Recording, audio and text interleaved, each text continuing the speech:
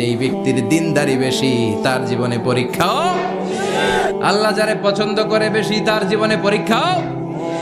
নমরুদ বলল, ইব্রাহিম ঈমান ছেড়ে দাও, তাহলে জানে বেঁচে যাবা, নাইলে আগুনে ফেলবো। সাইয়েদনা ইব্রাহিমের এক কথা, জীবন যাবে কিন্তু ঈমান যাবে। নমরুদ বলে, ঈমান ছেড়ে দাও, তা না হলে আগুনে ফেলবো। সাইয়েদনা ইব্রাহিম বলে, জীবন যাবে কিন্তু ঈমান যাবে। তার মানে আগুনের পরীক্ষায় পাস। চিল্লায় বলেন, আগুনের পরীক্ষায়। পরীক্ষা নাম্বার 2, একটার পর একটা পরীক্ষা নিতে আল্লাহ শুরু করলেন। আল্লাহ বললেন, ইব্রাহিম যাও, কলিজার টুকরা সন্তানকে আর হাজারকে মক্কার ধুধু প্রান্তরে ফেলে দিয়ে আসো। ওখানে মানুষ নাই, প্রাণী নাই, জনমানব শূন্য, দেখি আমার কদ্দুর ভালোবাসো। বলতে দেরি, টু শব্দ নাই, মরুভূমিতে ফেলে দিয়ে আসলেন।